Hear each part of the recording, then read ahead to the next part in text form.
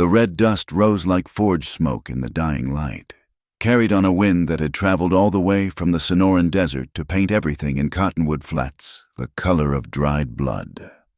Elias Crow stood on the warped porch of his ramshackle saloon, watching the evening stage rumble into town with its cargo of dreamers, drifters, and the damned. He'd stopped being any of those things 2 winters ago, when a Montana blizzard and a bullet had conspired to rob him of both his brother and his purpose. Now he was just a man with a horse ranch that barely broke even, a saloon that leaked worse than a politician's promises, and a cough that reminded him nightly of frozen blood in his lungs. The stage driver, old Moses Harrington, pulled his team to a stop outside the Wells Fargo office.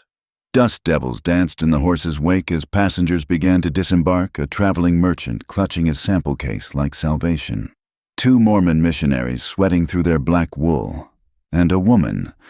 She stepped down last, refusing the driver's offered hand, her movements efficient as a ranch hand's despite the impractical traveling dress. Irish, Elias thought, noting the particular shade of auburn escaping her bonnet and the stubborn set of her jaw. She carried herself like someone who'd learned to take up less space in the world, but her green eyes swept the street with the calculating gaze of a card-sharp sizing up marks. "That's the Delaney woman," Moses called down to anyone listening. "Come to cook for the Fortuna Creek mining camp." He spat tobacco juice into the dust. Though Lord knows why a woman travels alone to a place like that. Elias turned away. Other people's mysteries were their own business. He had horses to feed and a roof to patch before the monsoons came, if they came at all this year. The drought had stretched on so long that even the Apache had taken to praying for rain. Or so the rumors said.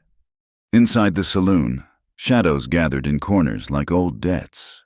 The place smelled of spilled whiskey, sweat, and the particular mustiness that came from too many years of too little hope. Elias lit the kerosene lamps, their yellow glow barely pushing back the gloom. 6 tables, a bar he'd built himself from salvaged railroad ties, and a kitchen that hadn't seen proper use since he'd bought the place from Wallace Drucker's widow. He was reaching for the bottle of rot gut he sold to cowhands when the door swung open. The woman from the stage stood silhouetted against the purple twilight, carpetbag in one hand and a worn rifle case in the other. "Kitchen still work?" she asked without preamble. Her accent confirmed his guess, County Cork or thereabouts. Smoothed, but not erased by years in America. "Stove works. Not much else to say for it." She walked in like she owned the place, setting down her bags and moving straight to the kitchen. Elias heard the clank of the stove door, the scrape of a match. Within minutes, smoke began curling from the chimney for the first time in months. "Name's Maeve Delaney." She called out, "That stage driver's a liar and a drunk, but he's right about one thing I can cook. You got anything in this place besides whiskey and regret?" Despite himself, Elias felt his mouth twitch toward what might have been a smile. "Salt pork in the cellar, some potatoes that ain't quite turned, coffee that could strip paint." "That'll do." He should have told her to move along. The Fortuna Creek camp was another 10 miles up the road, and Big Jack Murdoch didn't take kindly to his cook showing up late.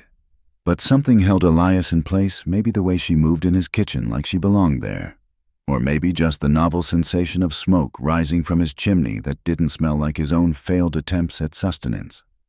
20 minutes later, she emerged with 2 plates. The smell hit him first sage and black pepper, pork fat rendered just right, potatoes that had been transformed into something that actually resembled food. But it was the small detail that stopped his breath. She'd added wild mint, just a touch, the way his mother used to when they'd had nothing but hardtack and dreams on the trail from Missouri. "How'd you know?" The words came out rougher than intended. Maeve set the plates down, studying him with those calculating eyes. "Know what? The mint? Lucky guess." But something flickered across her face recognition. Maybe, or memory. "Eat while it's hot. Food's no good cold, and you look like you haven't had a proper meal since Lincoln got shot." They ate in silence while purple darkness settled over Cottonwood Flats like a funeral shroud. Outside, the saloon's warped sign creaked in the wind. Through the window, Elias could see lights beginning to glow in the town's more respectable establishments, the Methodist Church where Reverend Tompkins preached hellfire and selective salvation, Mayor Pike's house on the hill, the new territorial bank that had sprouted up like a tick on the railroad's hide. Maeve cleaned her plate with mechanical efficiency, like someone who'd learned not to waste food. A cracked pendant hung at her throat, catching the lamplight's silver, maybe, or pewter, with markings too worn to read. "Your stage driver wasn't entirely lying," she said finally. "I am headed to Fortuna Creek, but they're not expecting me until tomorrow." She paused, considering. "That is, if you've got a room." "Rooms are upstairs. Roof leaks in the corner one. Lock's broken on the middle one. And one's got a window that won't close." "Sounds like paradise." She stood, gathering the plates. "What do I owe you for the room?" "Cook breakfast in the morning. We'll call it square." She nodded and headed for the kitchen. Elias listened to the sound of dishes and water, ordinary as breathing, strange as a miracle. He was reaching for his whiskey again when hoofbeats thundered up outside, too fast for honest business, too many for coincidence. The door burst open before he could stand. Jake Moss, who ran horses for the Drucker Ranch when he wasn't drinking away his pay, stumbled in with eyes wide as a spooked colt. "Elias, you got trouble coming. Just rode past the county office. Your name's on the tax auction list. Pike's posting it tomorrow at the market."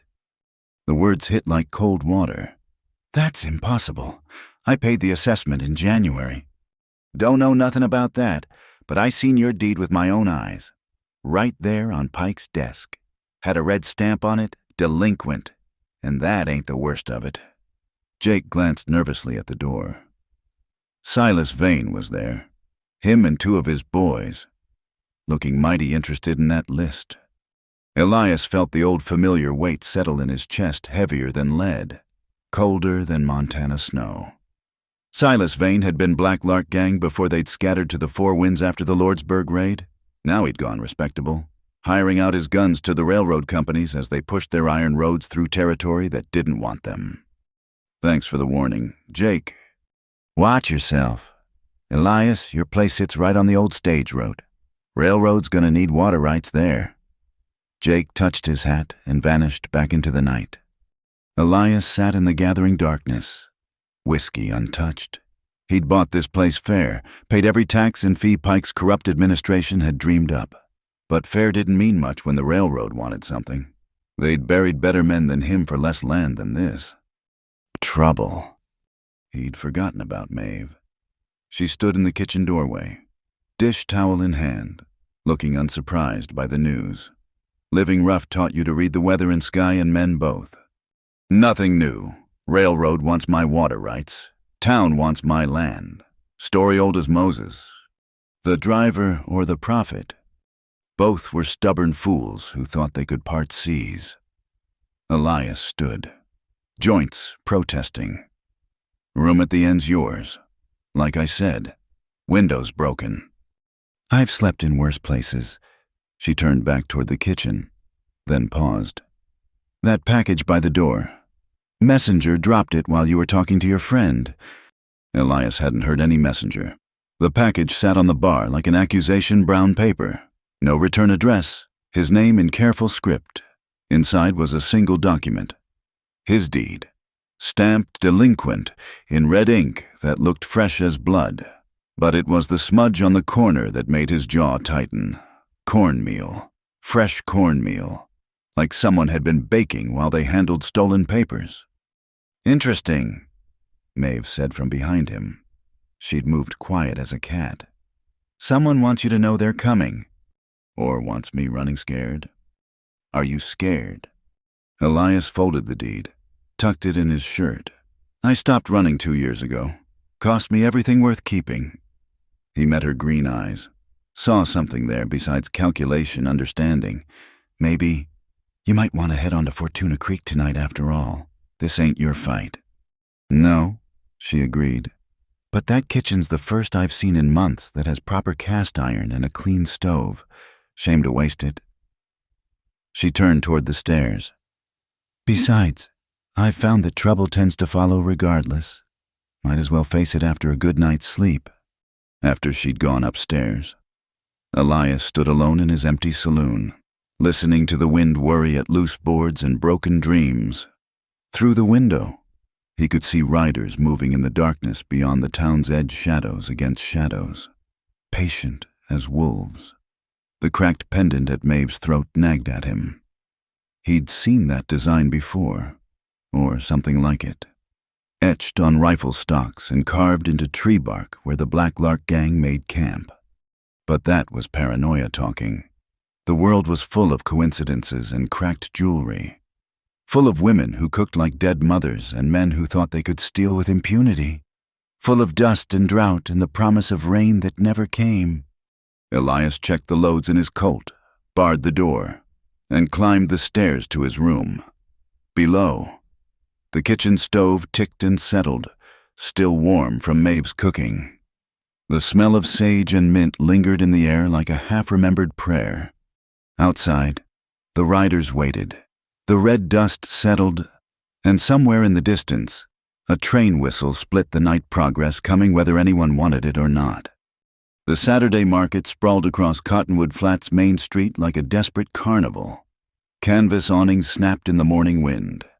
Vendors hawked everything from patent medicines to salvation, and the smell of horse sweat mixed with frying dough and false promises. Elias stood near his wagon, watching Mayor Pike mount the courthouse steps with the tax auction list rolled tight as a noose in his fist. Pike cut an impressive figure for a man who'd never worked an honest day black coat despite the heat. Gold watch chain catching sunlight like a fisherman's lure. Behind him stood Silas Vane, no longer hiding his association with the town's corruption. Two of Vane's men flanked the steps, hands resting casual on their gun belts. "Gentlemen and ladies," Pike's voice carried over the market noise. "By order of the territorial government, the following properties have been declared delinquent in their tax obligations." The list was short, but targeted the Widow Mackenzie's boarding house, Tom Brennan's smithy, 3 small ranches along the proposed railroad route, and Elias Crow's property, water rights included. "That's horse thieves' business." Tom Brennan stepped forward, ham fists clenched. "I paid my taxes same as every year. Got the receipts to prove it." Pike smiled thin as paper. "Receipts can be forged. Tom, the territorial books don't lie. You have 10 days to settle accounts or face auction. This is about the railroad." Elias kept his voice steady, loud enough to carry. "Every property on that list sits along the surveyed route." Murmurs rippled through the crowd. Pike's smile never wavered, but Vane shifted, hand dropping closer to his Colt. "The Cottonwood Development Company has expressed interest in purchasing any auctioned properties. True, but that's free enterprise. Mr. Crow, perhaps if you'd been more diligent with your civic obligations." The crack of a rifle cut him off. Wood exploded from the post inches from Elias's head. Women screamed. Men dove for cover. Elias spun, hand going to his gun, scanning the rooftops. A flash of metal from the hotel roof. A pot of boiling water sailed through the air from the opposite direction, catching the would-be assassin full in the face. His next shot went wild, punching a hole in the mercantile's new glass window. The man tumbled backward, out of sight, his screams carrying clear across the square. Maeve stood by the hotel's outdoor kitchen, empty pot still in her hands, looking annoyed as a schoolmarm with unruly students. "Clumsy of me," she said to no one in particular. "These pots get so slippery when they're wet." Vane's men had their guns half drawn, but the crowd was pressing in now, angry voices rising. Pike raised his hands for order, but the damage was done. The careful choreography of intimidation had shattered like that mercantile window. "Get that man to Doc Holcomb," Pike ordered, though the shooter had already vanished over the back of the hotel roof. This market is closed. Everyone disperse. Elias caught Maeve's eye across the chaos. She set down the pot and walked away, unhurried, like she'd just finished an ordinary chore. He wanted to follow, wanted to ask how she'd known exactly where to be and when. But Vane was moving through the crowd toward him, and that took precedence. Lucky break. Crow. Vane still dressed like the outlaw he'd been, leather vest, twin Colts, boots that had walked through enough blood to stain the soul. Man ought to be more careful where he stands. Man ought to check his powder loads. Elias met Vane's mud-brown eyes. Funny how that rifle misfired on the first shot, almost like someone tampered with the cartridges. Something flickered across Vane's face, surprise, maybe, or calculation.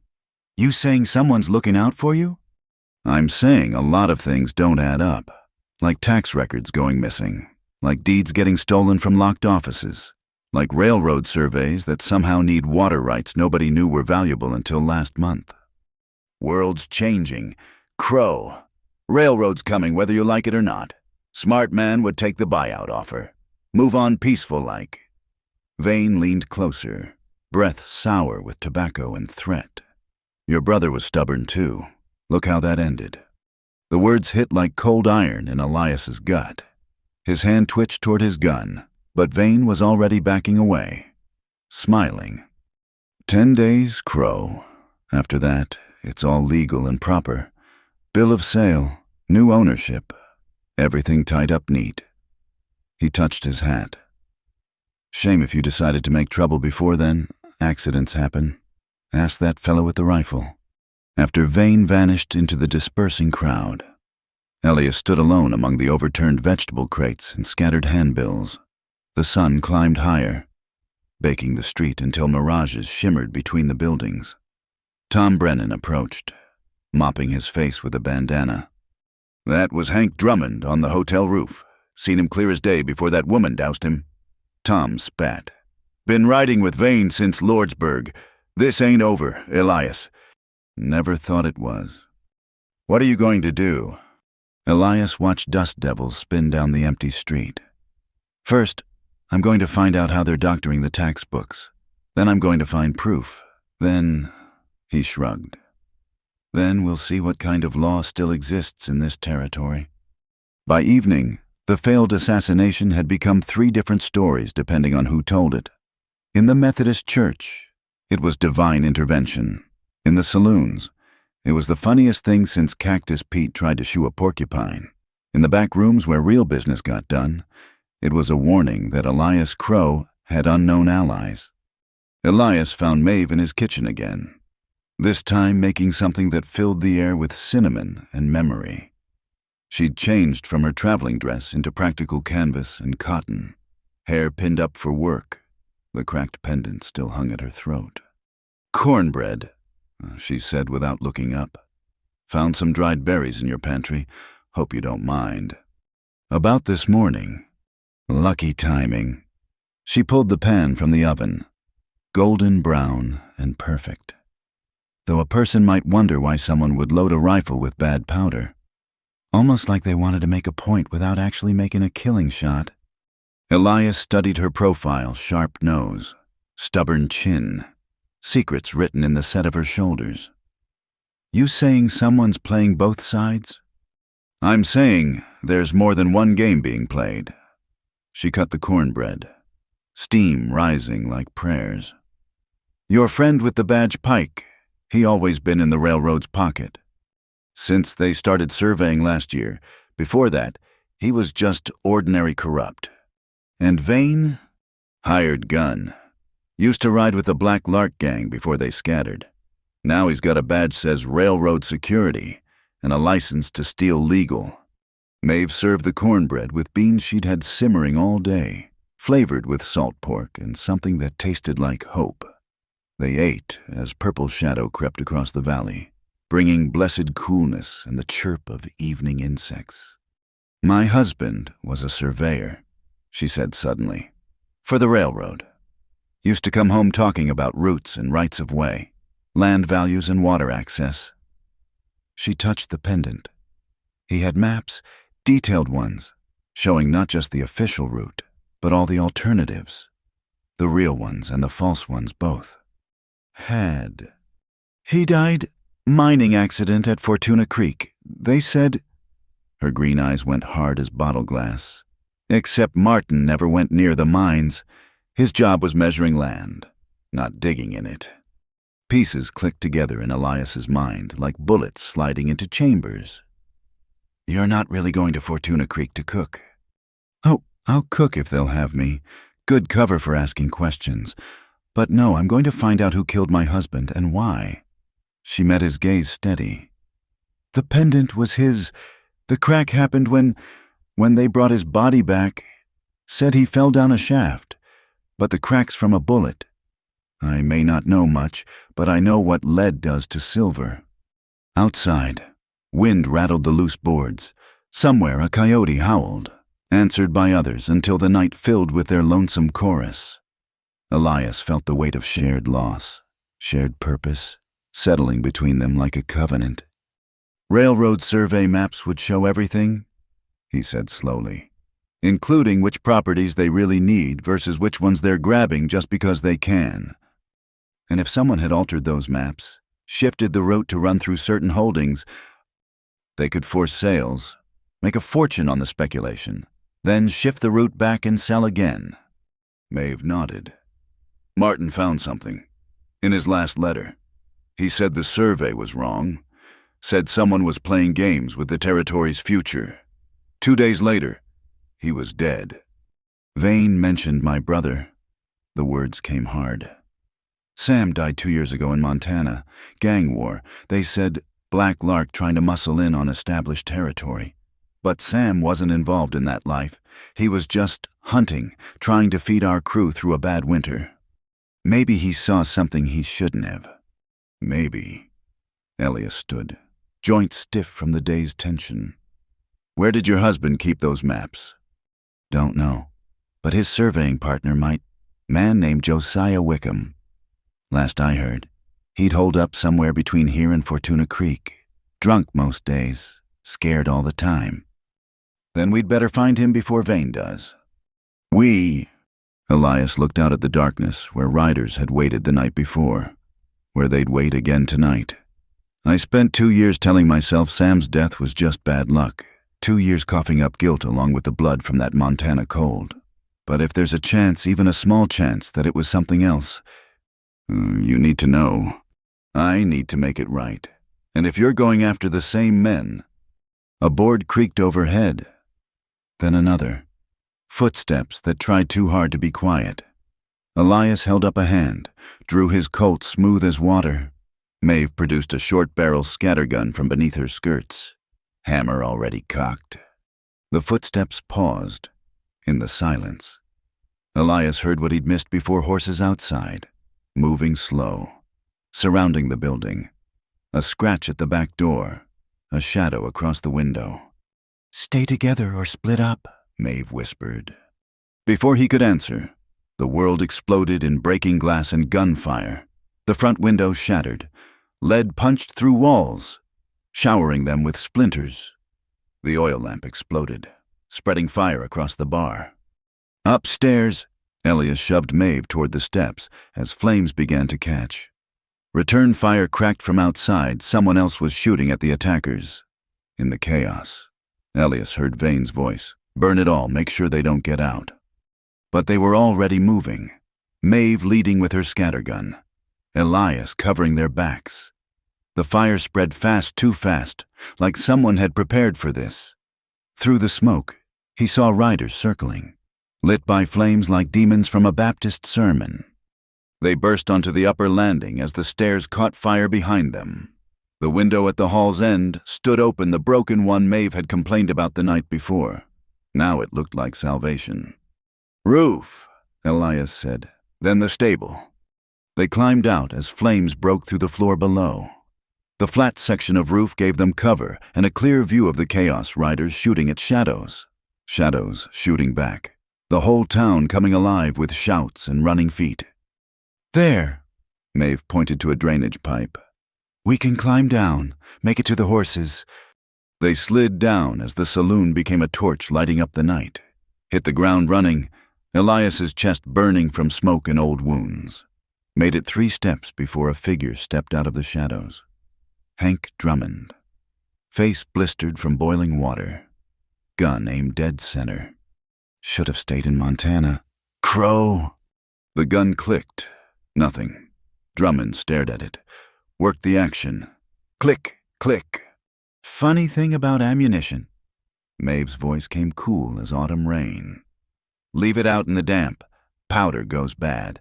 Man who stores his cartridges in a hotel kitchen ought to know better.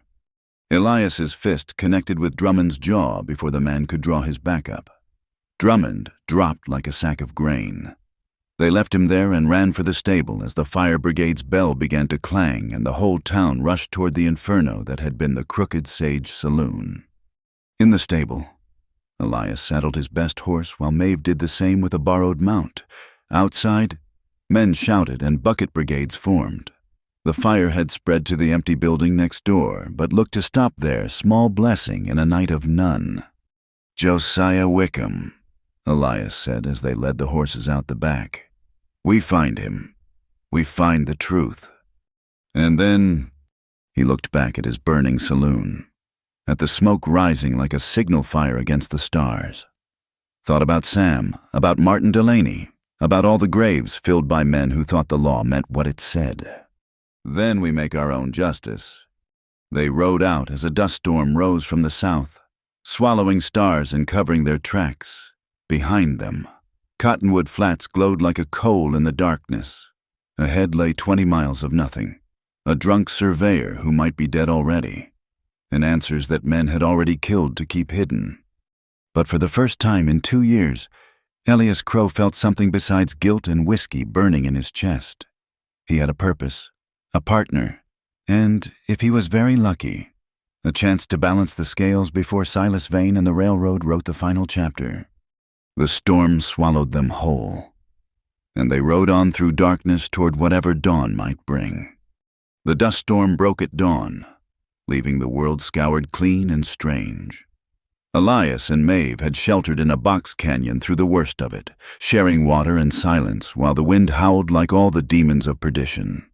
Now they emerged to find the landscape transformed dunes where none had been before. Familiar landmarks erased.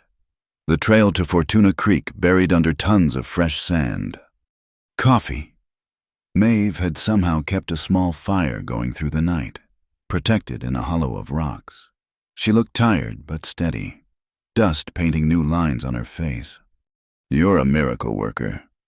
Elias accepted the tin cup gratefully, though coffee was too grand a name for the bitter brew. His lungs ached from smoke and sand, each breath a reminder of Montana winters and burning saloons. Just practical. Learned young that comfort's rare on the trail, so you make it where you can. She studied the changed landscape. Wickham's cabin should be 6 miles northeast, near Blessing Spring, if the spring's still there. And if Wickham's still alive. They mounted up as the sun painted the mountains purple and gold. The horses picked their way carefully through the new terrain, finding solid ground by instinct. A roadrunner paced them for a mile, darting between the Joshua trees and sage, before veering off on business of its own. Tell me about the Blacklark gang, Maeve said as they rode. The truth, not the newspaper stories. Elias considered.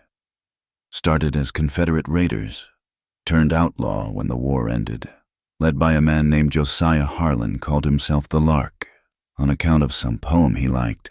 They robbed Union gold shipments mostly, claimed they were still fighting the cause. Noble thieves. Nothing noble about them. By the time I knew them, they'd given up any pretense of politics. Straight killers and thieves.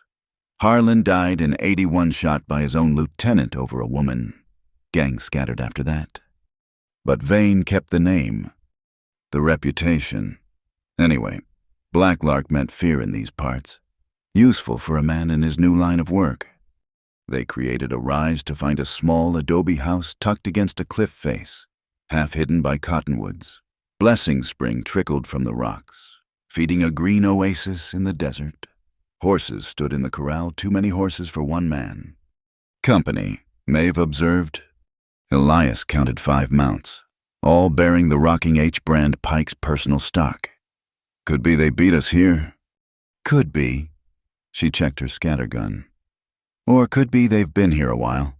Look at the manure in that corral, 3-4 days' worth. They approached careful, using the cottonwoods for cover. The house sat quiet. No smoke from the chimney despite the morning chill. A dog should have barked. Chickens should have scattered. Instead, the silence pressed down like a held breath. "Kitchen window," Maeve whispered. "I'll circle back." Elias dismounted, ground-tying his horse behind a boulder. He moved toward the house, colt drawn, watching for movement. The front door stood slightly open, never a good sign. Through the gap, he glimpsed overturned furniture, papers scattered like snow. A twig snapped behind him.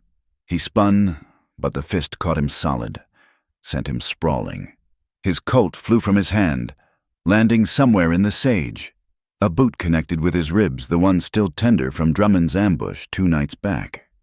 Well, Elias Crow, come calling. The voice belonged to Luther Moss Jake's younger brother, meaner than a scalded cat and twice as unpredictable. "Mister, Vane said you might turn up." Elias rolled, came up swinging. His fist caught Luther's jaw, snapping the younger man's head back. But 2 more men emerged from cover, the Torrance brothers, thick as planks and loyal to whoever paid best. "Where's Wickham?" Elias dodged a wild haymaker from the elder Torrance. "Old drunk's inside, sleeping it off permanent-like." Luther spat blood. Shame how he fell down them stairs, over and over. Rage burned through Elias's chest. Another dead surveyor, another accident. He charged Luther, took him down hard, both men rolling in the dust. Luther was younger, faster, but Elias had learned to fight dirty in places where losing meant dying. The scattergun's boom froze everyone. Maeve stood by the kitchen door, weapon aimed steady at the Torrance brothers. Next one moves gets the second barrel. "You won't shoot." The younger Torrance started to reach for his gun. "Women don't." The blast took his hat off, along with a good portion of his hair. He screamed, hands going to his bleeding scalp. Maeve broke the gun, reloaded smooth as a saloon dealer shuffling cards. "I'm a widow," she said conversationally. "Already killed everything soft in me. You want to test what's left?" The Torrances backed away, hands high. Luther took advantage of the distraction to sucker punch Elias, scrambling free. "Vane's going to—" "Run back to Vane." Elias found his colt, came up with it centered on Luther's chest. "Tell him Josiah Wickham's death just made this personal. Tell him I know about the surveys, about the altered maps. Tell him—" "Elias," Maeve's voice cut sharp. "Wickham's alive." Inside, they found the surveyor tied to a chair, beaten but breathing. The main room looked like a tornado had struck, books torn apart, floorboards pried up. Even the stove disassembled. Whatever Pike's men had been searching for, they hadn't found it. Wickham cracked one swollen eye as Elias cut his bonds. "Crow, they said you were dead, burned up in your saloon. Sorry to disappoint. Easy now." Elias helped the man to a cot, while Maeve fetched water from the spring. "What were they looking for?" "Josiah. Maps, survey maps, the real ones." Wickham drank greedily, water running down his gray-stubbled chin. Martin Delaney, he found the discrepancies. 2 sets of surveys, one showing the route through premium land, another showing the practical route. Someone's been playing both ends. "Where are these maps now?" Wickham laughed, harsh as a crow. "Hidden. Martin was smart, smarter than me. Said if anything happened to him, I should get them to his wife. Said she'd know what to do." Maeve knelt beside the cot. "I'm Maeve Delaney, Martin's widow." The surveyor studied her through his good eye. "You got his eyes, that green like deep water. He talked about you constant, said you were tougher than boot leather and twice as smart.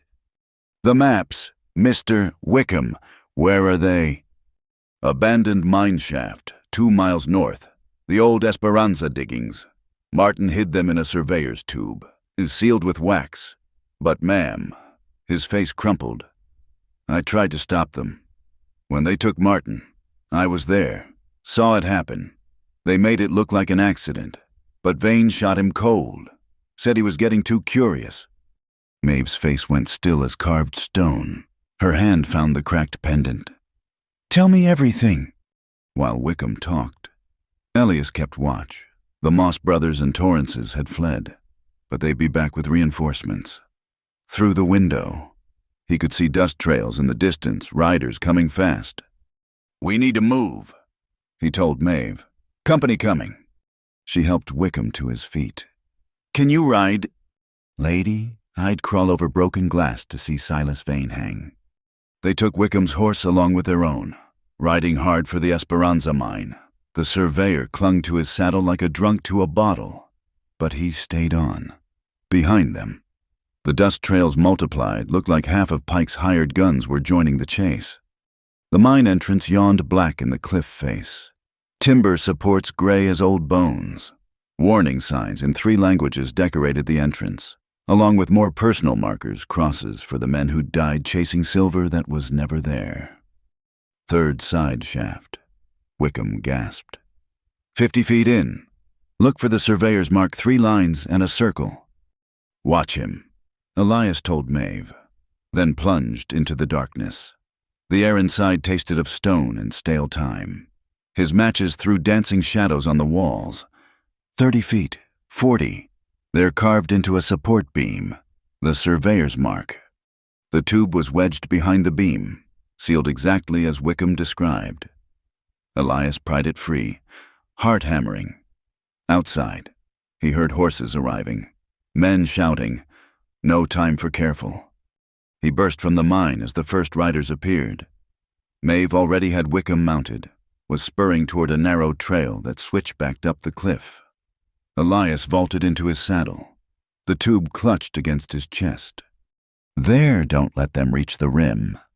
Gunfire erupted. Lead whined off rocks, kicked up dust. Elias hunched low, urging his horse up the treacherous path. A bullet took his hat. Another creased his shoulder, hot as a branding iron. This way, Maeve had found something a cut in the cliff face, barely wide enough for horses. They plunged through as rifles cracked behind them. The passage twisted, turned, opened suddenly onto a ledge with a sheer drop. Dead end, Wickham's voice cracked with despair. But Maeve was already off her horse, pointing down. Game trail. We can make it. It was madness, a goat path clinging to the cliff, loose shale and a 100-foot drop. But the alternative was Vane's justice. They dismounted, led the horses step by careful step. Behind them, shouts echoed in the passage. Halfway down, Wickham's horse spooked. The animal screamed, hooves scrabbling, then was gone into the void. The surveyor pressed against the cliff face, sobbing. Keep moving. Elias pushed him forward. They could see the bottom now, a dry wash that led toward broken country, where pursuit would be harder. They made it, somehow. Hit the wash running, horses lathered and wild-eyed, found shelter in a maze of sandstone spires as the sun reached its zenith. Only then did Elias break the seal on the tube. The map spilled out like accusations. 2 complete surveys, meticulously drawn. The first showed the railroad route everyone knew through the premium land, the water rights, the small holdings. The second showed a northern route that avoided all the contested property. Look at the dates. Maeve traced the careful notations. The practical route was surveyed first. Then someone commissioned the second survey, targeting specific landowners. Pike's seal, Wickham pointed with a shaking finger. And their Vane's signature as security consultant. They've been planning this for over a year. Elias studied the documents. Here was proof of conspiracy, fraud, murder, Enough to see men hang if they could find honest law to hear it. Federal marshal in Silver City, he said. Judge Carter, he's straight as they come. That's a 2-day ride through Vane's territory. Maeve's green eyes were hard as flint. They'll have men at every waterhole, every pass. Then we'll have to be smarter. Elias rolled the maps carefully. Wickham, you know this country better than anyone. Is there another way? The surveyor wiped his swollen face. Maybe Old Apache Trail through the Malpais. Rough as hell, no water for 20 miles. But it comes out near Silver City. Can you make it? Mr. Crow, these bastards killed my partner, broke my face, destroyed my life. Wickham straightened, finding steel in his spine. I'll make it or die trying. They rested through the heat of the day, sharing water, tending wounds. Maeve cleaned the gash on Elias's shoulder with gentle hands, said nothing about the scars she found there, old wounds from a dozen close calls. My mother was a healer, she said. Back in Galway, taught me herbs and poultices, how to read hurt in a man's body. She tied off the bandage. You've been carrying pain a long time. We all have our ghosts. Aye, but some ghosts deserve justice. She touched the cracked pendant. Martin was a good man, gentle, thought he could change the world with straight lines and honest numbers. Maybe he did. These maps could break their whole scheme wide open, if we lived to deliver them. As shadows lengthened, they prepared to ride. The Malpais waited a broken landscape of black volcanic rock, sharp as knives, hostile to man and beast alike.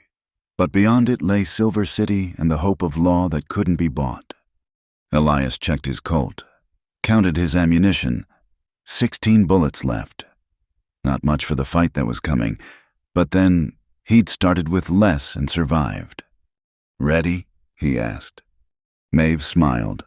First time he'd seen it, changed her face entirely, made her look young despite the dust and danger.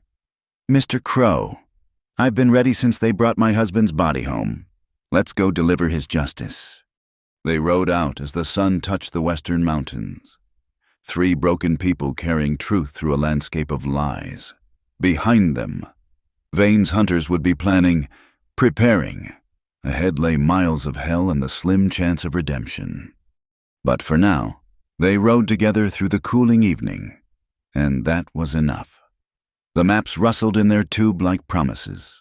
The horses found their rhythm, and somewhere up ahead, justice waited patient as stone, inevitable as sunrise. If they could live long enough to reach it. The Malpais stretched before them like a frozen black sea, volcanic rock sharp enough to shred leather, twisted into forms that belonged in fever dreams. They'd been riding since moonrise, picking their way through the broken landscape by silver light, trusting the horses' instincts more than their own eyes. Now, with dawn painting the eastern sky pale pink, they stopped to rest at the only landmark Wickham remembered, a lone juniper that had somehow found life in this desolation. Water. Wickham croaked. His face had swollen worse through the night, one eye completely closed now. Maeve rationed out careful sips from their dwindling supply. 5 miles to Skeleton Ridge, she said. Then 15 more to water. We can make it. Elias wasn't so sure. His shoulder throbbed where the bullet had grazed it, and Wickham looked ready to topple from his saddle at any moment. But worse than their physical state was what he'd spotted at first light dust trails to the south, riders paralleling their course, waiting for them to emerge from the Malpais. They know where we're headed, he said. Let them know. Maeve checked her rifle. Knowledge and action are different beasts. They pushed on as the sun climbed, turning the black rock into a furnace. The horses stumbled, hooves ringing on stone. Twice they had to dismount and lead the animals across sections where the trail narrowed to nothing. Below them, ancient lava flows had created a maze of dead-end canyons and knife-edge ridges. It was in one of those canyons that they found it. Jesus Christ, Wickham breathed. The skeleton lay twisted between 2 rocks, bones bleached white by years of sun. Remnants of clothing still clung to the frame, a surveyor's vest, leather boots. A rusted compass lay near one outstretched hand. "That's Paulson." Wickham's voice broke. "Henry Paulson. Went missing 3 years ago. Company said he ran off with survey equipment and cash." Elias knelt by the bones. Read the story written there. Bullet hole in the skull, small caliber, close range, execution. He was asking questions. Wickham said, about discrepancies in the original surveys, about why certain parcels kept showing up in the reports. He laughed, bitter as alkali water. "We thought he'd stolen the money and run, but he was here all along."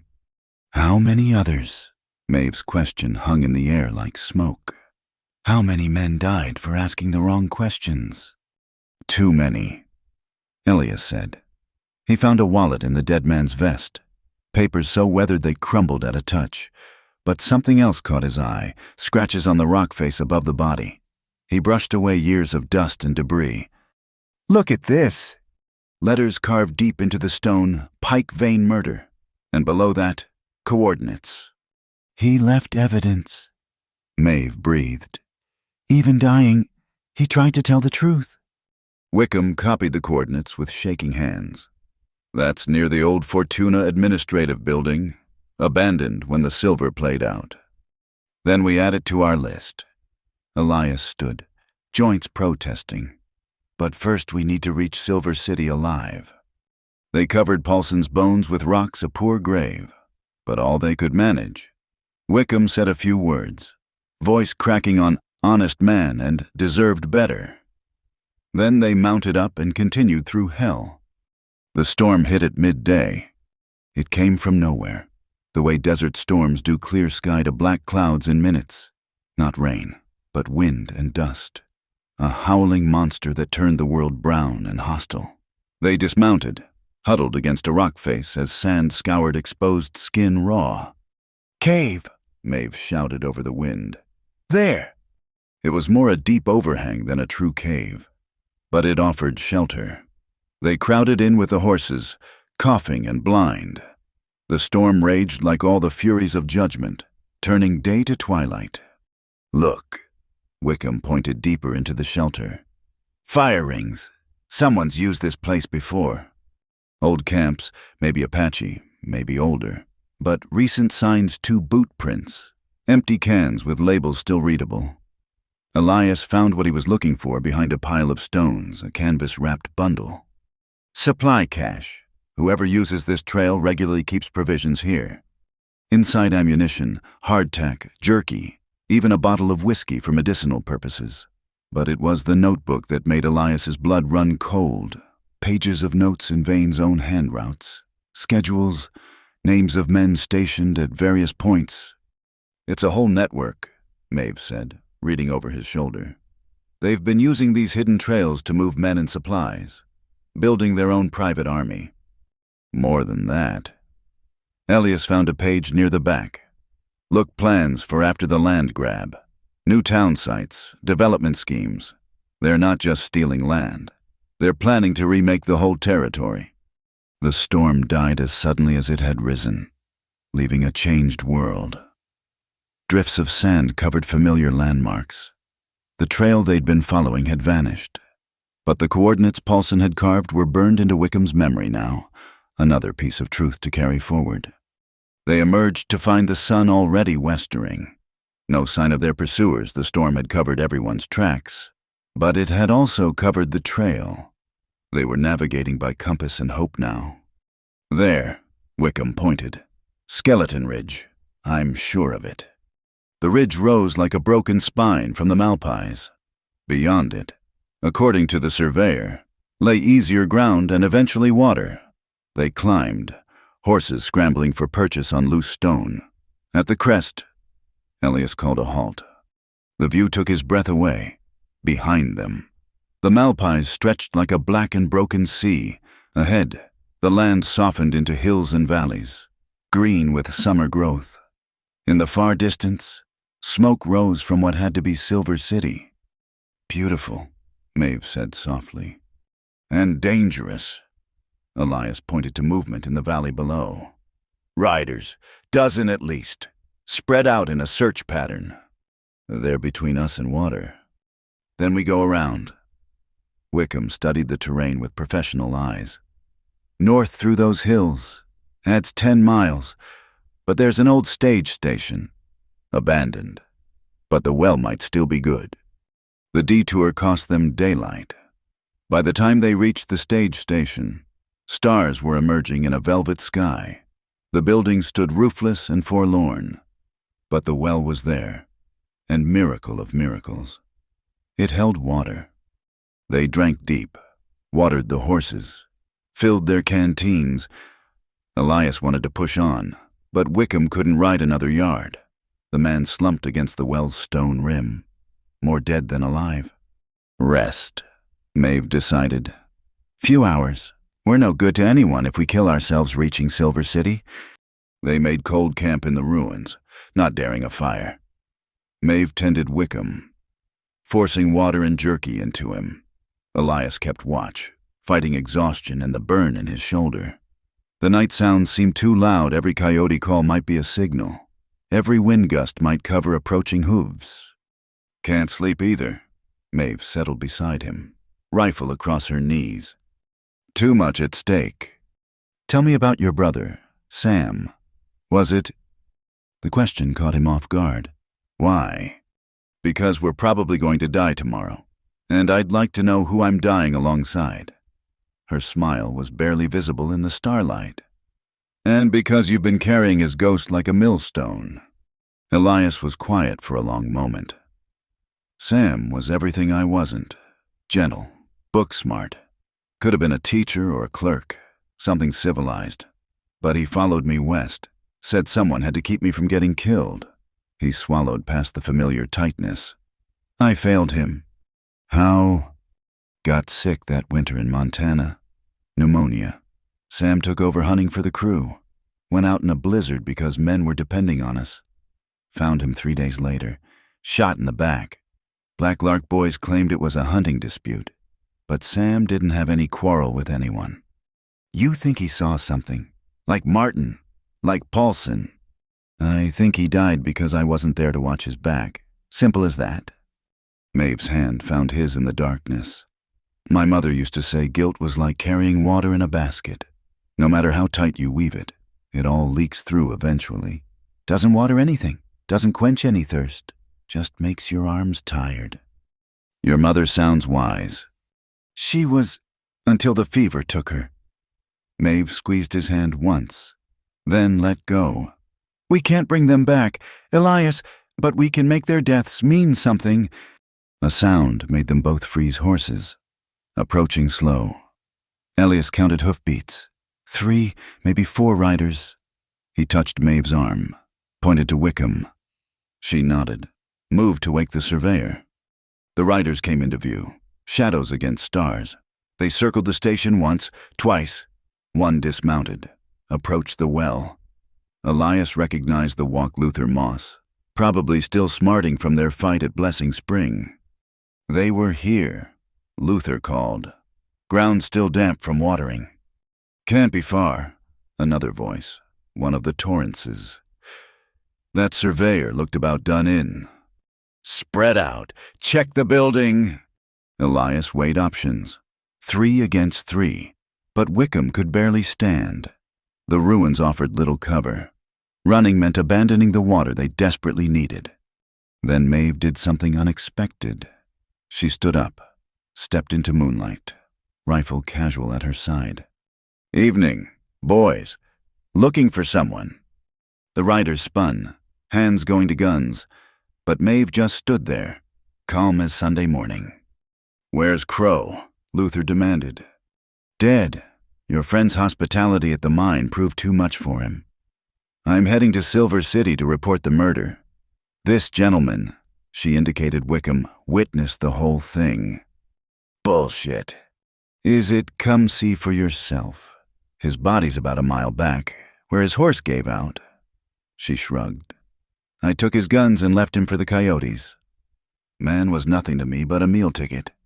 Luther hesitated. The story was plausible, a hired woman abandoning her employer when things got tough. What about the maps? What maps? All I saw was a lot of running and shooting. If Crow had anything valuable, he didn't share it with the help. One of the Torrances spoke up. Could be true. Luther, woman like that. Why would she stick around? Because she's lying. Luther raised his pistol.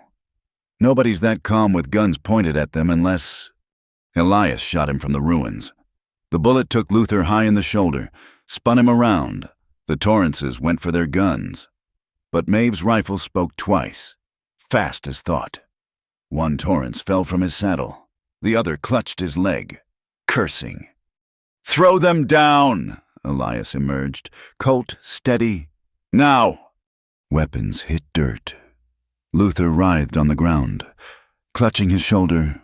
The wounded Torrance sat his horse, face gray with pain. "You're going to hang for this," Luther gasped. "Vane's got the whole territory sewn up. You'll never make Silver City." "Maybe not." Elias kicked the guns away. "But you're going to do something for me. You're going to carry a message back to Vane." "Go to hell." Elias knelt beside him. "Tell Vane we have the maps. Both sets. Tell him we have Paulson's coordinates and Wickham's testimony. Tell him we know about Montana, about my brother. Tell him the only thing left to decide is whether he hangs legal or whether I put him down like the rabid dog he is. He'll kill you slow for this." "He can try." Elias straightened. "Take your friends and go. You've got a long ride back." They watched the riders disappear into darkness, Luther tied to his saddle. The Torrances holding each other upright. It would buy time. Maybe, or maybe it would bring Vane's full force down on them. Either way, the die was cast. That was risky. Wickham said, letting them go. "Everything's risky now." Maeve was already saddling horses. "But at least Vane knows we're coming. Sometimes the best strategy is to stop hiding." They rode out with the last stars fading, pushed hard through the dawn. The land opened up, became familiar. Roads appeared. Real roads with wagon ruts and mile markers. Signs of civilization fences. Distant smoke. A shepherd moving his flock. By noon, Silver City rose before them. Not much of a city by Eastern standards. But after the Malpais, it looked like paradise. Buildings of wood and adobe climbed the hillsides. The federal courthouse stood proud on Main Street, flags snapping in the mountain breeze. "We made it," Wickham breathed. "Not yet." Elias scanned the streets. "Vane's had time to get word here. Could have men waiting." Only one way to find out. They rode down Main Street in broad daylight. 3 scarecrows on exhausted horses. People stared. Some pointed. Word would be racing ahead of them like wildfire. The courthouse steps were empty, save for an old man whittling. He looked up as they dismounted, took in their condition with rheumy eyes. Marshall inside. "Might be, might not. You folks look like you tangled with a tornado and lost." "Something like that." Elias helped Wickham from his saddle. "Tell the marshal Elias Crow needs to see him about murders in Cottonwood Flats. Tell him I have evidence that'll hang half the territory." The old man's eyes sharpened. "That's so well then, better come in out of the sun. Martha," he bellowed. "Get the marshal. Tell him Justice just rode in on a tired horse." They climbed the steps, Wickham leaning heavy between Elias and Maeve. At the door, Elias paused, looked back at the street. Still empty, but that would change. "Whatever happens," he told Maeve. "Thank you." She smiled, tired but real. "Don't thank me yet, Mr. Crow. We've still got to live through the telling." They entered the courthouse, carrying truth like a weapon, hope like a prayer. Behind them, the street began to fill with curious faces. Above them, the flag snapped in a wind that smelled of coming rain. The storm they'd outrun was nothing compared to the one they were about to unleash. But for the first time since Montana, Elias felt the weight on his chest ease just a little. Sam would have been proud. Martin Delaney would have his justice, and maybe, just maybe, the truth would be enough to wash the territory clean. Time would tell. It always did. Marshal Tom Bradley was a man who'd seen enough of life to trust his instincts. And his instincts were screaming warnings as he studied the evidence spread across his desk. The maps. Wickham's testimony taken under oath. The coordinates from Paulson's dying message, it all painted a picture of corruption that reached from Cottonwood Flats to the territorial capital. "This is enough to hang them twice over," Bradley said, "but Vane's got Judge Harmon in his pocket, and half the territorial legislature besides. We need federal intervention." "How long?" Elias asked. "A week, maybe 2. I can wire the federal prosecutor in Santa Fe, but—" The door burst open. Deputy Cole stumbled in. Face flushed. "Marshal, we got problems. Silas Vane just rode in with 20 men. They're spreading out through town." Bradley stood, checking his Colt. "Where's Judge Carter?" "At his residence. I sent Williams to watch the house." "Good. Mr. Crow, Miss Delaney, you're now under federal protection. Wickham, too. Cole. Take them to—" Glass shattered.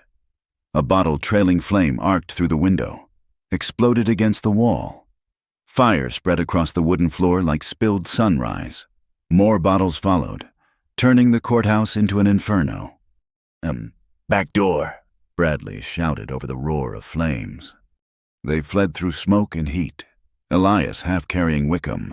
Behind them, 20 years of territorial records fed the flames. Outside, Vane's men had surrounded the building, but they'd made a mistake focused on the front, leaving the alley poorly watched. "My house," Bradley gasped. 3 blocks. Stay low." They ran through Silver City's back ways, smoke rising behind them like a signal fire. Citizens scattered or stood gaping. Some moved to fight the fire, form in bucket brigades. Others just watched the territorial authority burn. Bradley's house sat on a quiet street, white picket fence absurdly normal after the morning's chaos. They burst through the door to find Mrs. Bradley waiting with a shotgun. "Tom, thank the Lord. I saw the smoke." "Pack quick, Martha. We're leaving." Bradley turned to Elias. "There's an old mine office 2 miles north. Fortified, defendable. We can hold out there until federal help arrives." "No," Maeve's voice cut sharp. "We're done running, done hiding. They want to fight. Let's give them one." "Ma'am, there's 20 of them. And how many honest folk in this town? How many tired of being pushed around by hired guns?" She looked at Elias. "Your friend was right. Sometimes the best strategy is to stop hiding." Before anyone could argue, she was out the door. Elias followed, found her striding down Main Street like she owned it. The courthouse still burned, black smoke staining the sky. Crowds gathered, murmuring, and there, in front of the Paradise Saloon, sat Silas Vane on his horse, watching his handiwork. Silas Vane. Maeve's voice carried clear as a bell. "I call you out for the murder of Martin Delaney." The crowd went silent. Vane turned in his saddle, eyebrows raised. "Well now, the widow Delaney, heard you were causing trouble." "I've barely started." She stood in the middle of the street, wind catching her hair. "You shot my husband in cold blood at Fortuna Creek. Shot him for finding out about your land scheme." Prove it." "Josiah Wickham saw you do it." "That drunk his word against mine." Vane smiled. "Besides, way I heard it, Wickham died in a mine accident yesterday. Tragic." Elias felt rage burn through him. They'd sent men after the survivors at Blessing Spring, but Vane had made another mistake admitting he knew about a death that hadn't been reported yet. "Funny thing about Wickham." Elias stepped beside Maeve. "He's tougher than he looks. Very much alive and talking to federal marshals." Vane's smile faded. "Crow, you're a hard man to kill." "You should know. You've tried enough times. Just like you tried with my brother in Montana." "Your brother was poking around where he shouldn't, just like you." Vane dismounted, hand near his gun. "But I'm generous. Leave now, both of you. Ride out and don't look back. Last offer. No. The word hung between them like a challenge. Around them, the crowd pressed closer. Elias spotted familiar faces: Tom Brennan from Cottonwood Flats, the widow Mackenzie, others who'd been burned out or driven off their land. Word had spread fast. You really want to do this here? Vane asked. In front of witnesses. Yes, Maeve said simply. Let everyone see what you are. Vane's hand twitched toward his gun, then stopped. His eyes widened slightly. Looking past them, Elias risked a glance back. Marshal Bradley stood on the porch of the bank, rifle aimed steady at Vane. Deputy Cole flanked him, and from the crowd, others emerged: townsmen, miners, even some of the bucket brigade, all armed, all watching. Seems the good people of Silver City are tired of your kind. Bradley called out, You can surrender peaceful, or we can do this the hard way. For a moment, everything balanced on a knife's edge. 20 hired guns against a town finding its backbone. Then one of Vane's men made the fatal error of going for his weapon. The street exploded into chaos. Gunfire cracked from a dozen directions. Elias dove, pulling Maeve behind a water trough as lead filled the air. Vane had vanished in the first exchange, professional enough to know when odds had turned. The battle was brief but vicious. Vane's men, caught in the open, scattered for cover. Some made it, some didn't. The townspeople fought with the fury of the righteous. Months of fear and anger finally given release. The hotel, Cole shouted. They're forting up in the hotel. Half of Vane's remaining men had indeed taken the 3-story Imperial Hotel. Turning its windows into firing positions, the other half were scattered, trading shots from doorways and alleys. Somewhere in the chaos, Vane himself had disappeared. We need to end this before they dig in. Bradley decided. Cole, take men around back. Brennan, can your people lay down covering fire? With pleasure. The blacksmith growled. Elias reloaded, shoulder burning where his wound had reopened. Maeve and I will take the side entrance. We know Vane better than anyone. Bradley nodded. Be careful. He's cornered now, and cornered rats fight hardest. They worked their way along the storefronts, glass crunching underfoot. The Imperial's side door stood ajar, too inviting. Elias pointed up. Second floor window, also open. Maeve nodded understanding. The climb was treacherous, using rain barrels and window ledges. Below, the gunfight continued, keeping defenders focused on the street. They slipped through the window into a guest room that smelled of lavender and gun smoke. Voices carried from the hall. Vane, giving orders. Hold the stairs. Let them come to us. Pike will send reinforcements. Pike's finished, another voice argued. Soon as word gets out about them maps, a gunshot cut him off. Then Vane's voice, cold as winter. Anyone else want to discuss politics? Silence. Elias and Maeve moved through the hotel like ghosts. The defenders had concentrated on the lower floors, leaving upper levels lightly watched. They found stairs, started down, on the second-floor landing. They nearly walked into Luther Moss, arm in a sling from their earlier encounter. Luther's eyes widened. He opened his mouth to shout. Maeve's rifle butt caught him in the jaw. He dropped hard, out cold. They dragged him into a linen closet, kept moving. Below, they could hear Bradley's assault beginning, gunfire intensifying.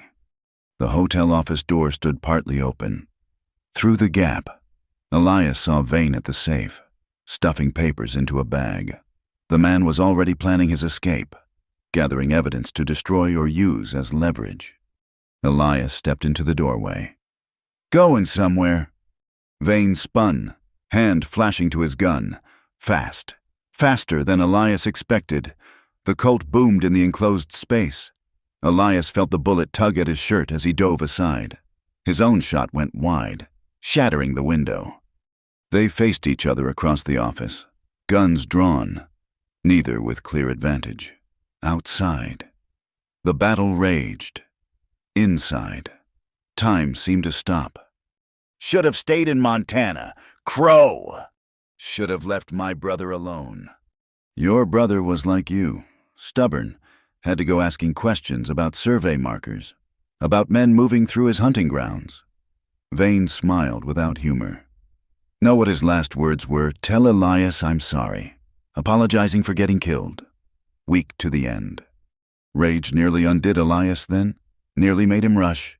Give Vane the easy shot, but Maeve's hand touched his back, steadying, reminding. This wasn't about rage anymore. It was about justice.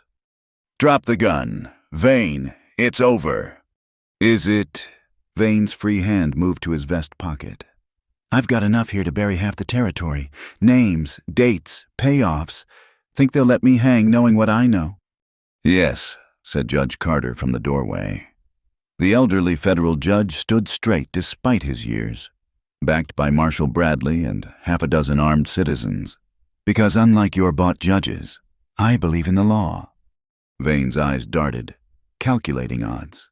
His gun swung toward the judge. 3 shots fired almost as one, Elias, Maeve, and Bradley, all centered on target. Vane staggered, dropped to one knee. The gun fell from nerveless fingers. He looked down at Spreading Red, seemed surprised. Damn, he said, almost conversational. Thought I'd make it out, this time. He toppled forward, the papers from his pocket scattered like dead leaves. Evidence of corruption reaching higher than anyone had imagined: senators, railroad executives, even a federal appointee or two. My God, Judge Carter breathed, scanning the documents. We'll need a dozen trials to sort this out. The gunfire was dying away outside. Vane's men, seeing their leader fall, were surrendering or fleeing.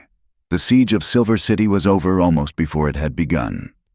Elias stood over Vane's body, waiting to feel something, satisfaction, maybe, or peace. Instead, there was just emptiness where the anger had burned so long. It's done, Maeve said quietly. Yeah, your brother can rest now. Maybe. Elias holstered his Colt. Doesn't bring him back, though. No, but it stops others from joining him. She touched the cracked pendant at her throat. That's all we can do. Isn't it stop the killing where we can honor the dead by living better? Judge Carter was already organizing, sending deputies to secure evidence, dispatching riders to the telegraph office. Mr. Crow, Miss Delaney, I'll need your testimony. This is going to be the biggest corruption trial in territorial history. We'll be here, Elias promised. Later. As the sun set over Silver City, they sat on the hotel's balcony watching the town clean up. The courthouse still smoldered, but already people were talking about rebuilding. Wickham dozed in a chair, finally safe, finally able to rest. What now? Maeve asked. Elias considered. His land was probably gone. His saloon certainly was. But watching the townspeople work together, seeing justice actually prevail for once, he felt something he hadn't experienced in years. Hope. Rebuild. I guess find some land. Start over. Do it right this time. Alone. He looked at her, this remarkable woman who'd appeared in his life like a desert storm and changed everything. That depends. You're still planning to cook at Fortuna Creek. She smiled. Mining camps are terrible places. All dust and disappointed men. I think I'd rather try something else. Such as, oh, I don't know. Maybe help some stubborn rancher rebuild his life. Teach him to cook something besides beans. Keep him from getting shot. She met his eyes. If he'll have me. He'd be a fool not to. Yes, she agreed. He would be. As night fell over Silver City, they sat together in comfortable silence. Below, the town went about the business of healing. The stars emerged one by one, clear and bright as hope. It wasn't the ending Elias had imagined when he'd ridden out seeking vengeance. It was better. Justice instead of revenge. Truth instead of violence. and maybe, just maybe, a future worth having.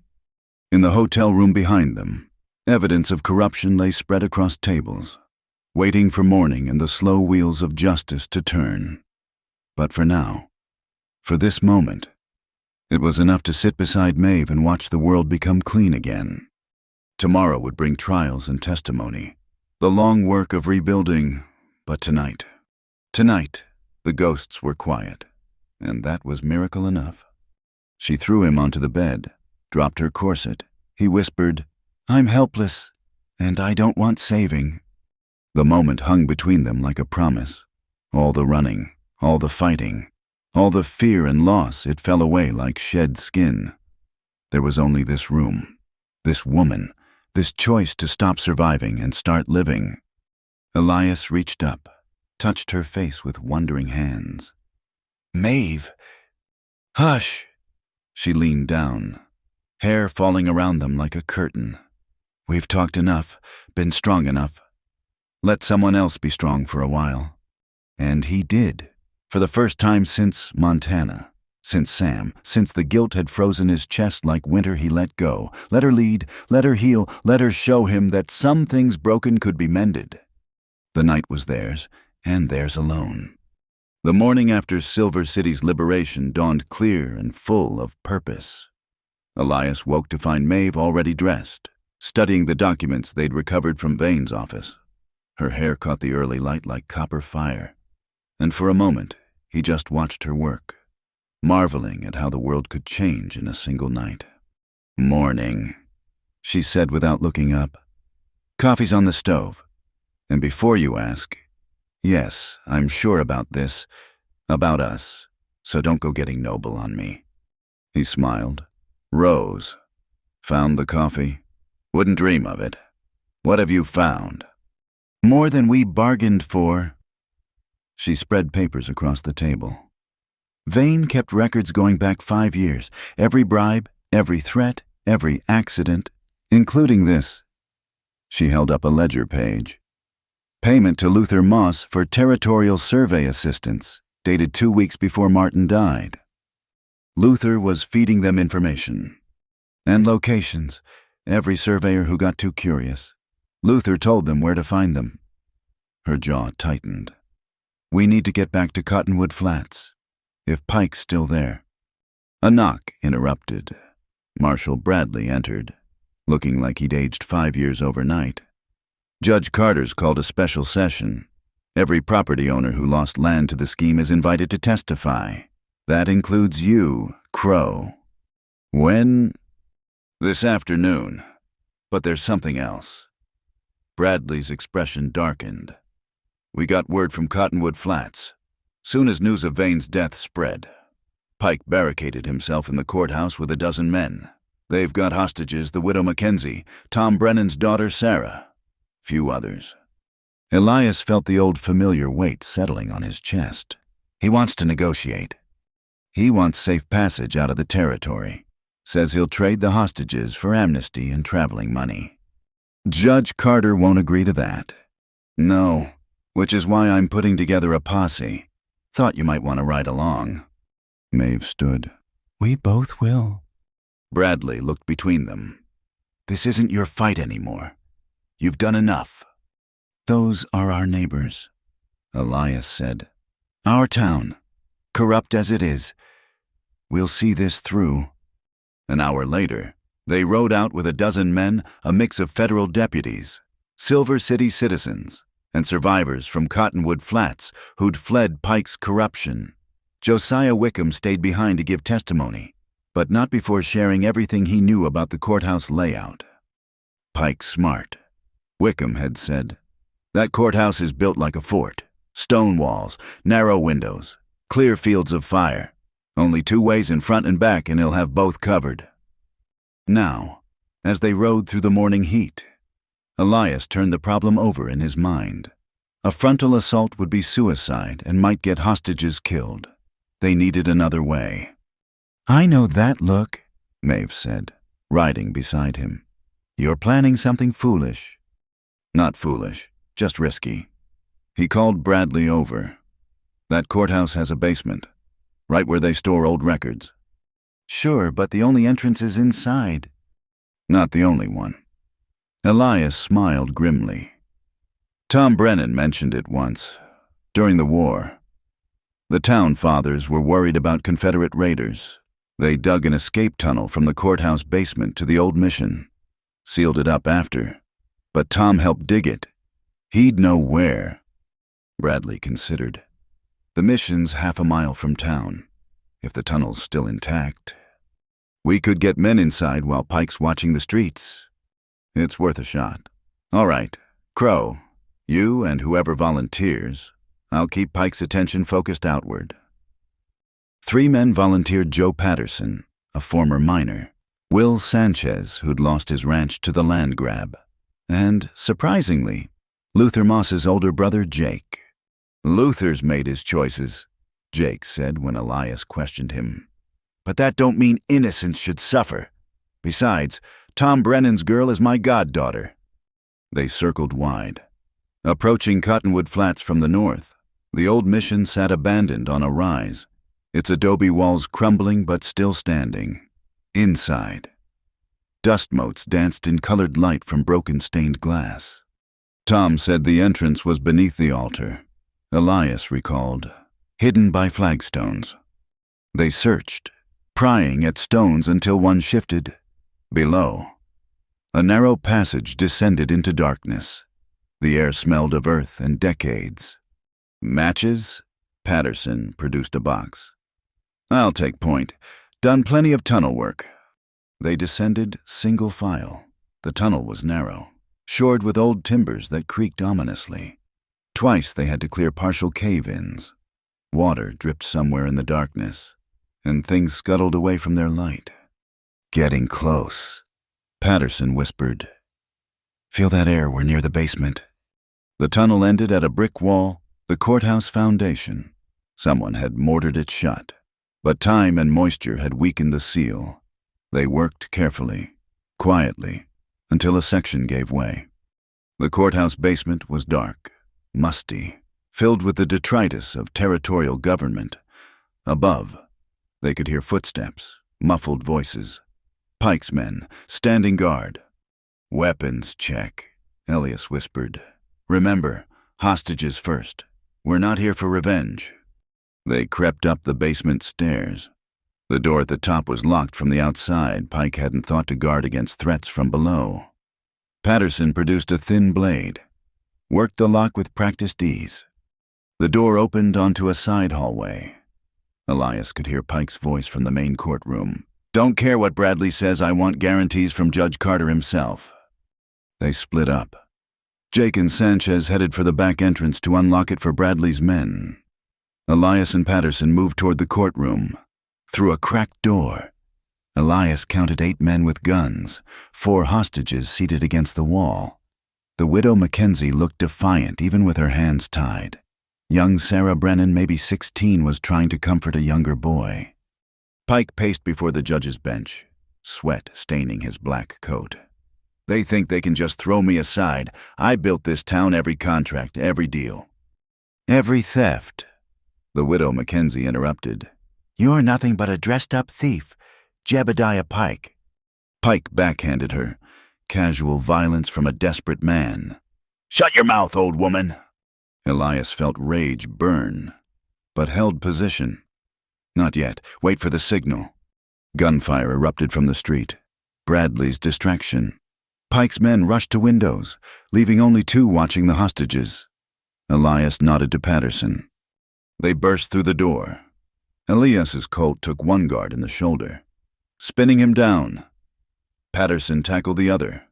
Behind them, Jake and Sanchez charged through the back door with Bradley's men. Nobody move, Pike screamed, pressing a derringer to Sarah Brennan's head. I'll kill her, I swear I'll... No, said May from the gallery above.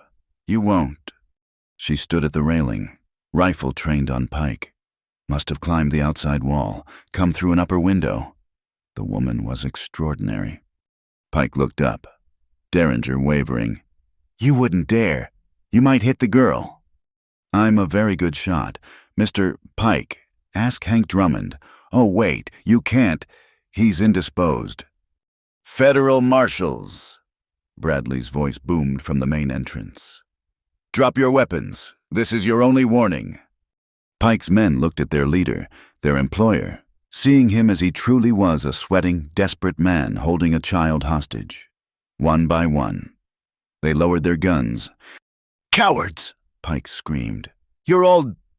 Sarah Brennan, Tom's daughter and brave as her father, suddenly went limp. The dead weight caught Pike off guard. His derringer swung wide. 3 shots cracked. Pike's derringer flew from his hand. He clutched his wrist, stared in shock at Elias. Maeve and Bradley, all 3 had fired simultaneously, all 3 bullets finding the same target. That's for Tom, Elias said, moving forward. And the widow Mackenzie, and everyone else you've wronged. Pike fell to his knees. You don't understand. I had arrangements, promises. The railroad needs... The railroad needs honest men, Judge Carter said, entering with a squad of federal officers. Not parasites. Jebediah Pike, you're under arrest for corruption, conspiracy, kidnapping, and murder. As Pike was dragged away, still protesting, Elias helped cut the hostages free, the widow Mackenzie, indomitable as ever, straightened her dress and marched over to slap one of Pike's men who'd helped tie her up. That's for making an old woman sit on that filthy floor, she declared. Sarah Brennan hugged her father, who'd arrived with the federal officers. Tom's eyes were wet as he held his daughter. Thank you, he told Elias. Thank you all. Outside, Cottonwood Flats seemed to exhale collectively. People emerged from hiding, blinking in the sudden sunlight of freedom. Some cheered, some wept. Most just stood in wonder, as if unable to believe the nightmare had ended. Now what? Jake Moss asked. His brother Luther was among those arrested, facing serious charges. Now we rebuild, Elias said. Right this time, honest this time. The next hours blurred together. Statements given, prisoners secured, evidence cataloged. The federal authorities took control, promising fair trials and restoration of stolen property. It would take months to sort out the mess, but the process had begun. As the sun set, Elias found himself back at the ruins of his saloon. The fire had left little charred timbers, melted glass, memories turned to ash, but the stone foundation remained, solid and true. Thinking of rebuilding, Maeve asked, joining him. Maybe, though it seems like a lot of work for one man. Good thing you're not one man anymore. She took his arm. Partners, remember in all things. Partners, he agreed. Though you should know I'm not easy to live with. I brood. I work too hard. I've been known to burn coffee. I snore, she countered. I have opinions about everything, and I may have forgotten to mention I have 3 brothers in California who'll want to meet you. 3? All bigger than you, all protective. She smiled. Still interested. More than ever. They stood together in the ruins, planning. Not just a saloon, but something more. A gathering place for the town, clean and honest. A kitchen where Maeve could work her magic. Maybe rooms upstairs for travelers who needed sanctuary. We'll need help, Maeve said. Carpenters, suppliers, workers. Tom Brennan's already offered. Says he owes us for Sarah. The widow Mackenzie wants to invest. Apparently she's been hiding money from Pike's tax collectors for years. Smart woman. What about Jake Moss? He'll need work. With Luther going to prison.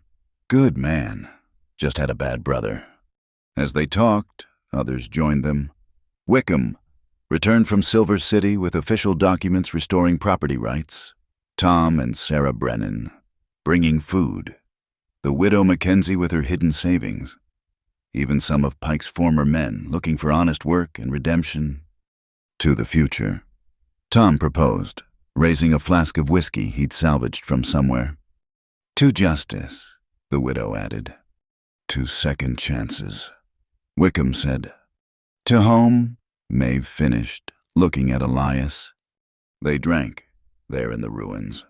As stars emerged overhead, tomorrow would bring work clearing debris, hauling timber, the 1,000 tasks of building. There would be trials to attend, testimony to give, a territory to help heal.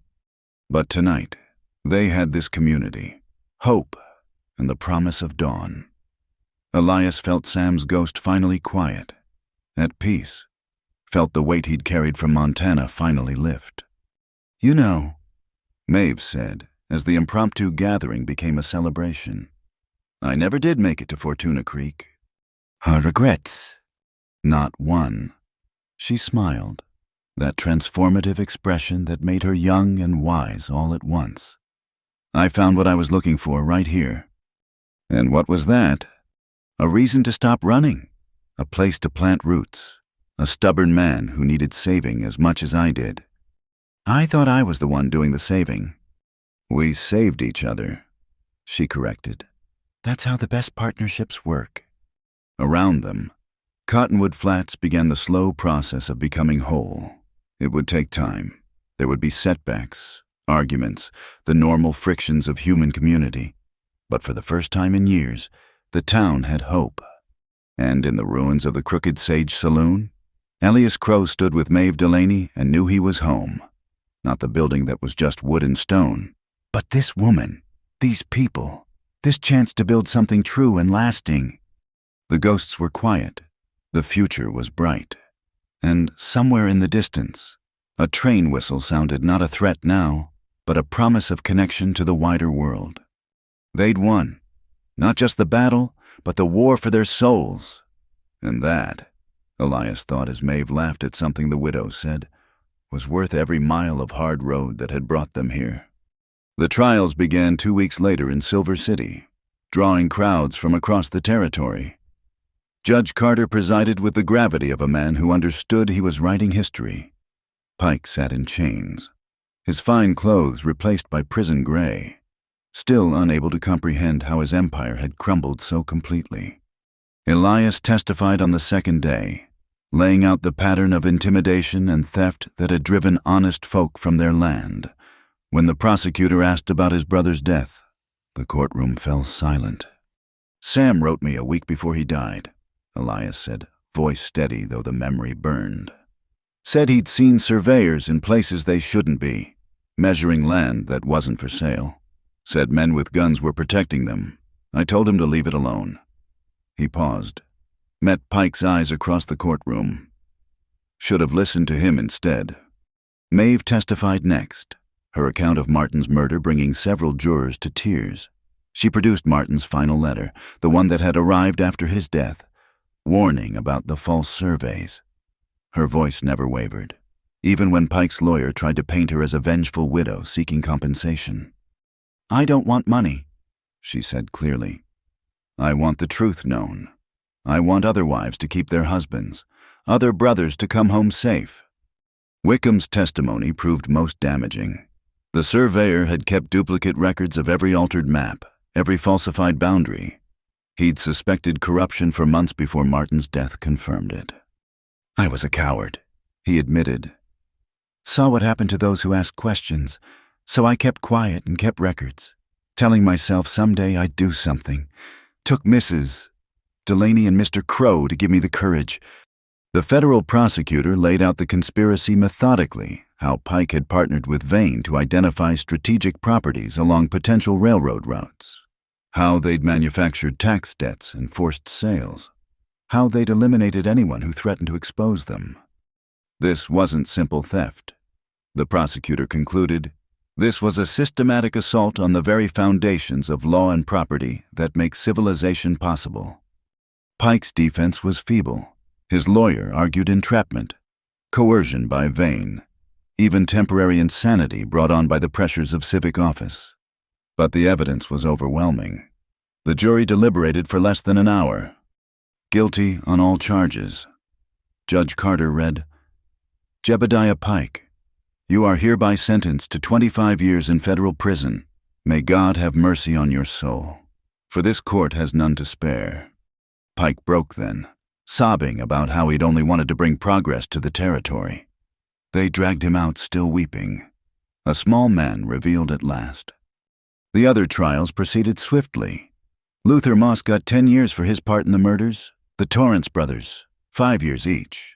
Some of Pike's smaller fish got off with fines and restitution. The federal government seized the illegal profits, promising to return them to rightful owners.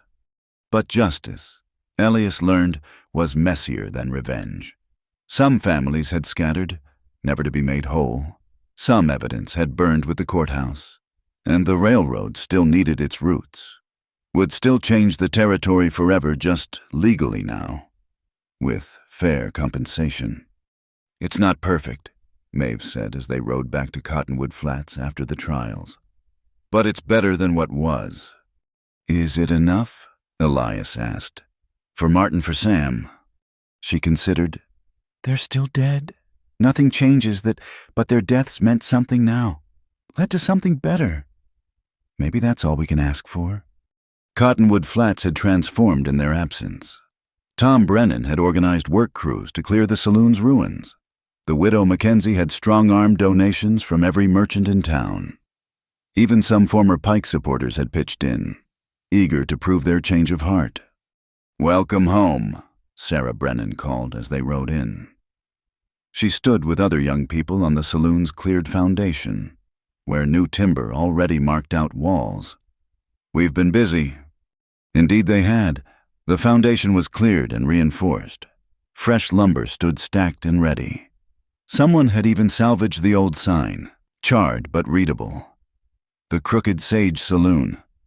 "Thought we might hang it in the new place," Tom Brennan explained.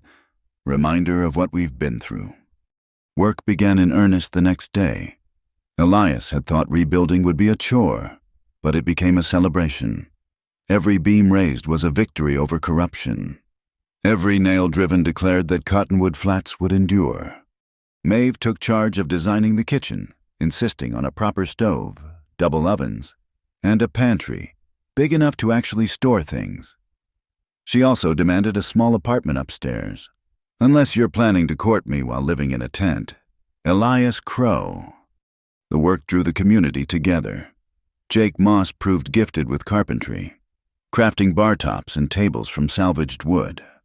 The widow Mackenzie supervised everything, ensuring corners weren't cut and money wasn't wasted.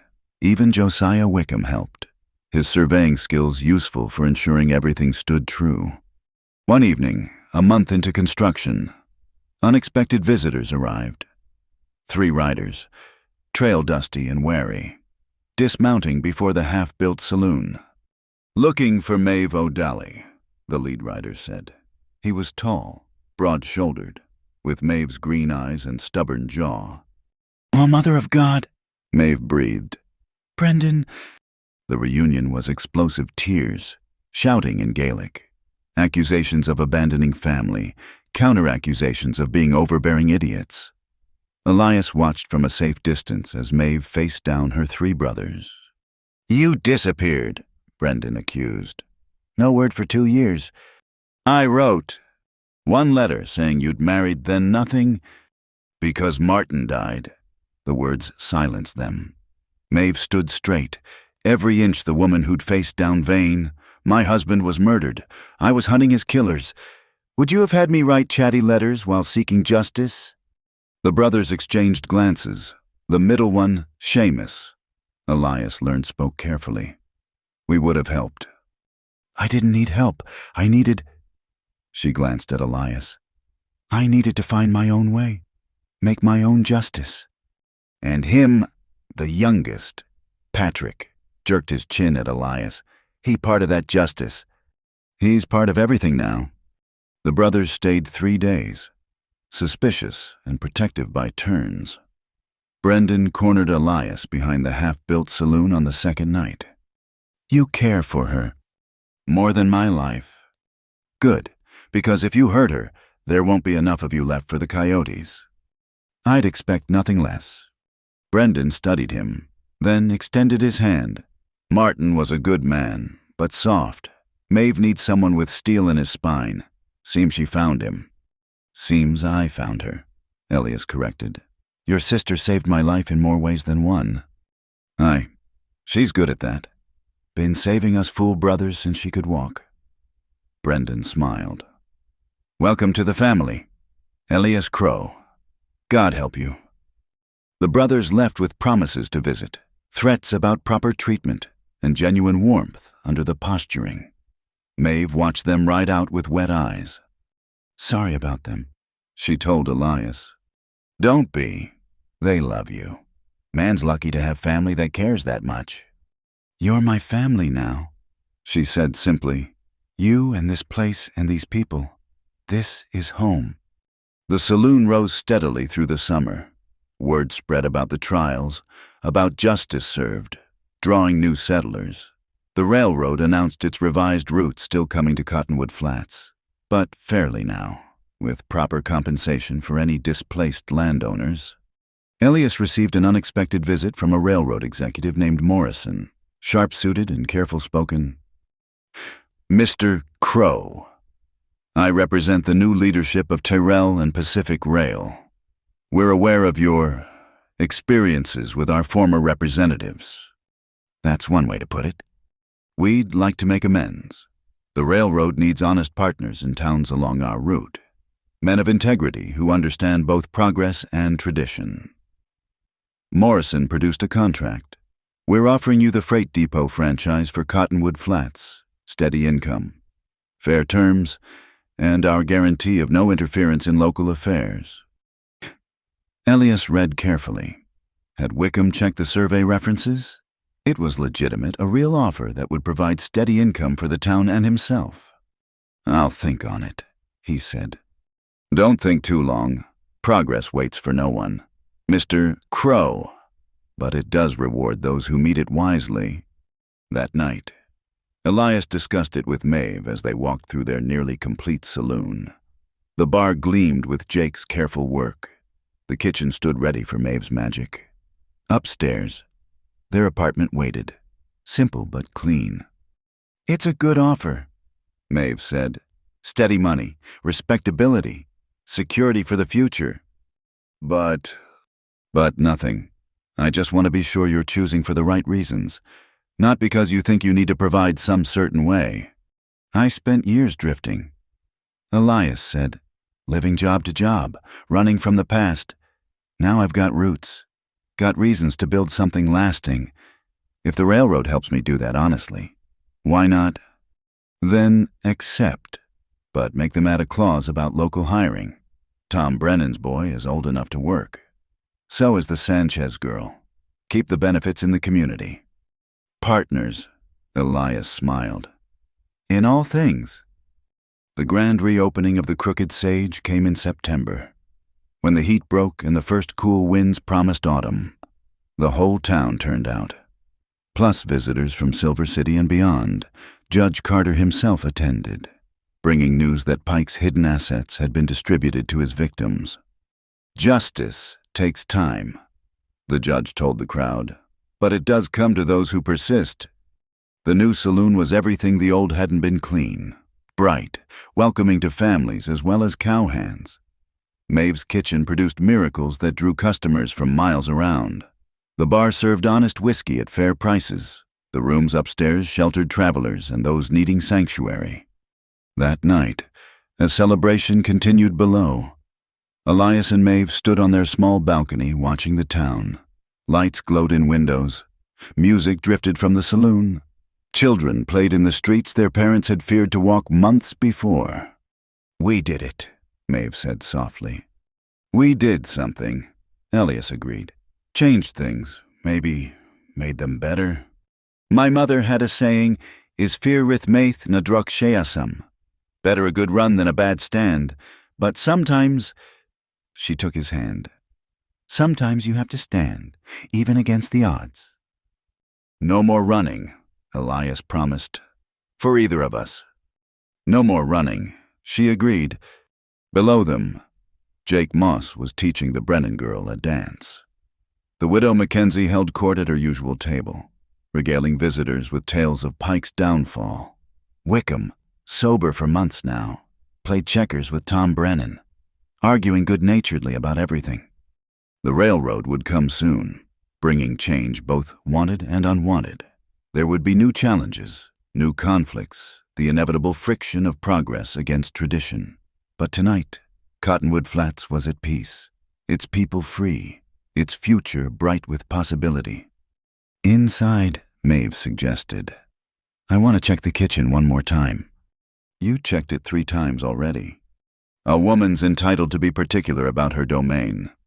They went inside, leaving the celebration to continue under stars. Whatever tomorrow brought, they would face it together, partners in love, in work, in the great adventure of building something true and lasting.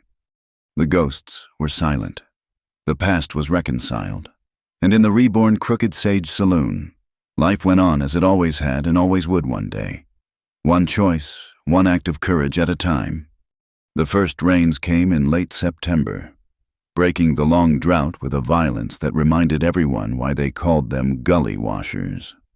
Elias stood in the doorway of the completed saloon, watching water pour from the sky like redemption itself. The new roof held tight Tom Brennan's careful work, proving its worth. Coffee's ready, Maeve called from the kitchen, and I've got biscuits in the oven. The Crooked Sage had become more than a saloon. It was the heart of Cottonwood Flats' resurrection. Mornings saw ranchers and merchants gathering for Maeve's breakfast. Evenings brought families for supper. Even Sundays after church, folks congregated to share news and fellowship. "Railroad's coming next month," Jake Moss announced, entering with the morning mail. He'd taken over his brother's roots, but with an honest heart. Got the official notice. First train scheduled for October 15th. The news sparked conversation throughout the breakfast crowd. Some worried about changes coming. Others saw opportunity. All agreed that this time, at least, they'd meet progress on their own terms. Speaking of mail, Jake handed Elias a letter. "From Silver City. Looks official." It was from Judge Carter, informing them that the last appeals had failed. Pike would serve his full sentence. The judge added a personal note.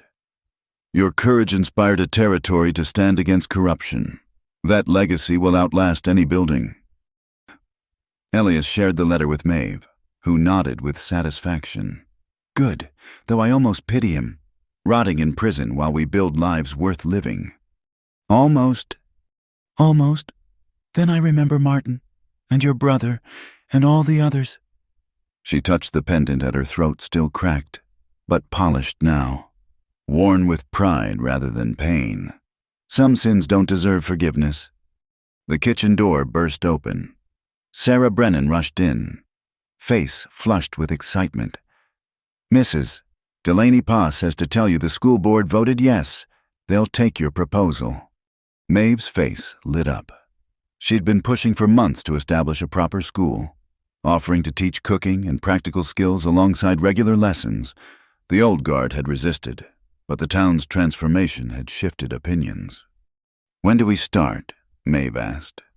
"Next week, if you're ready. They're giving you the old baker store. Pa and Mr. Moss said they'd help fix it up." "We'll be ready," Elias promised.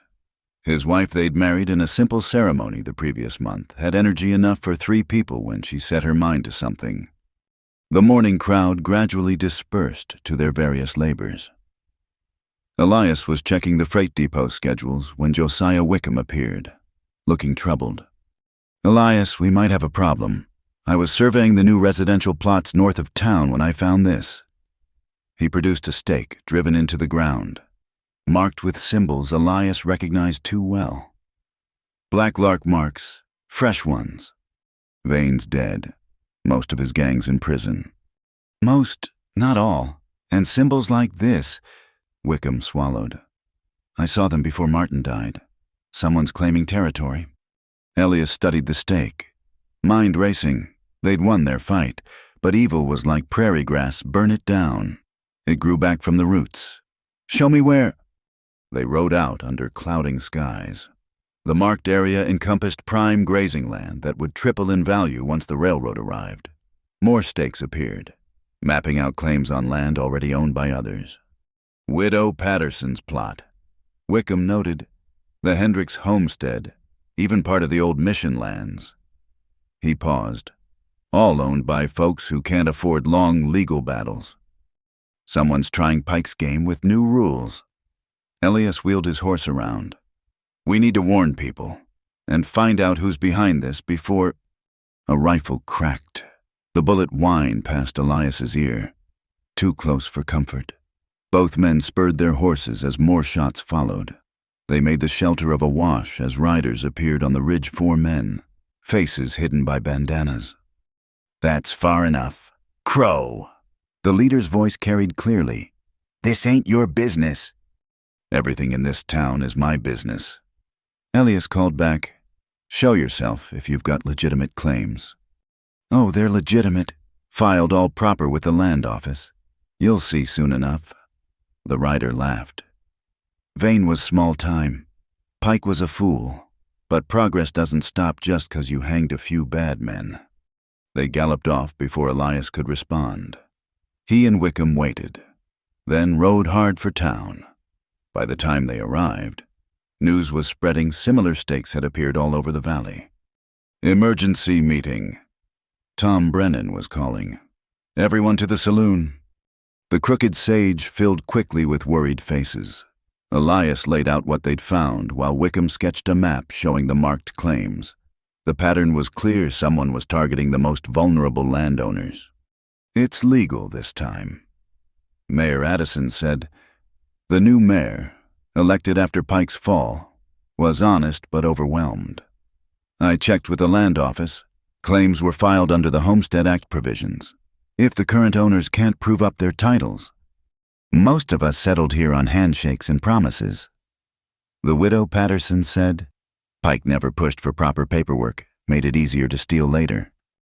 Then we get proper paperwork now. Maeve stood. Every unclear title, every questionable boundary. We document everything before these vultures can steal it legal. That takes time and money, someone protested. Lawyers, surveyors, filing fees. Then we find both. Elias looked around the room. We've fought too hard to let someone take our town through legal trickery. Who's with me? Every hand rose. They organized quickly. Those with clear titles would help those without. Wickham would survey at cost. The banker, one of the few honest men Pike hadn't corrupted, offered loans at fair rates. Even Judge Carter, informed by telegraph, promised to expedite any necessary hearings. But their unknown opponents moved faster. Within days, legal notices appeared. The claimants were a company called Territorial Development Associates, registered in Santa Fe with no listed owners. They'd filed on 17 properties, all perfectly legal if the current owners couldn't prove prior claim. Ghosts and shadows, Marshal Bradley muttered, studying the papers. He'd ridden over from Silver City when informed of the situation. Company could be anyone. No law against filing claims. What about the threats, the shooting? What shooting? I see no bodies, no witnesses who saw faces. Bradley looked genuinely frustrated. They learned from Pike's mistakes, staying legal, staying hidden. That night, Elias found Maeve in the kitchen, furiously kneading bread dough. She only baked at night when seriously troubled. We'll figure it out, he told her. I know, it's just... She punched the dough harder. We worked so hard for peace, for a place where people didn't have to look over their shoulders. And now we protect what we built together. She smiled, flour dusting her face. Together, though I swear, if one more group of bandits tries to steal our town, I'm instituting a formal application process. Intent to commit villainy forms, filed in triplicate. The moment of levity helped. They worked side by side, preparing for the morning rush, finding comfort in simple tasks. But Elias kept one hand near his gun, and Maeve's rifle leaned within easy reach. The attack came 3 nights later. Not violence, they'd learned that lesson, but fire. The widow Patterson woke to find her barn ablaze. By the time the bucket brigade formed, half her winter feed was destroyed. A note nailed to her gate read, "Sell now or lose everything." Cowards! Tom Brennan spat as they fought the flames. Pike at least showed his face when he robbed folks. More harassment followed. cut fence lines, poisoned water holes, dead cattle with black lark symbols carved in their hides. Always carefully done. Never quite enough evidence to prosecute. The breakthrough came from an unexpected source. Luther Moss, writing from federal prison, sent word through his brother Jake. He'd heard about the new black lark activity and wanted to make amends. "These ain't Vane's old boys," Luther's letter read. "It's Eastern money. Heard talk before I got sent up syndicate from Chicago, looking to buy cheap before the railroad boom. They studied what Pike did wrong, figured out how to do it legal." The letter included names, connections, a web of capital and corruption reaching far beyond New Mexico. Armed with this information, Judge Carter launched a federal investigation. The Territorial Development Associates suddenly found their filings challenged, their claims investigated, their hidden ownership exposed. Rats abandoning ship. Bradley reported 2 weeks later. Soon as federal investigators started asking questions, those Chicago lawyers couldn't distance themselves fast enough.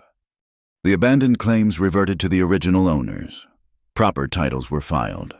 The threat dissolved like morning mist, leaving only relief and renewed determination. October 15th dawned clear and bright. All of Cottonwood Flats gathered at the new depot as the first official train approached. Elias stood with Maeve, watching the Iron Horse approach with its promise of connection to the wider world. "No brass band," Maeve teased. "No speeches from politicians. Just honest folks welcoming honest progress." Elias replied, "The way it should be." The train brought mail, goods, and passengers, including 3 familiar figures. "You didn't think we'd miss our sister's new life," Brendan O'Dalley called out, helping his brothers with their bags. "Besides, Patrick's thinking of starting a freight business. Heard there might be opportunities." Maeve flew into her brother's arms while Elias shook his head, smiling. Family was family, even when they came in threes and spoke their minds freely. That evening, the Crooked Sage overflowed with celebration. The railroad had arrived without corruption or violence. The town had faced down another threat and emerged stronger. And life, ordinary beautiful life, went on. Elias found a moment of quiet on the balcony, looking out over the town he'd helped save. Lights glowed warm in windows. Music drifted from below. In the distance, the rails gleamed silver in moonlight, connecting Cottonwood Flats to a larger world while allowing it to remain itself. "Regrets," Maeve joined him, carrying 2 cups of coffee. "Not one. You. Only that Martin couldn't see this. He believed in the future, in progress done right." She leaned against him. "He would have been proud. Sam, too." Elias put his arm around her. "They're part of this. In a way, their death started us on the path. And our lives finish it, or continue it, rather." She smiled. "Did I mention the school board wants to expand? They're talking about a proper academy, bringing in teachers from back east." "Did I mention the railroad wants to expand the freight depot?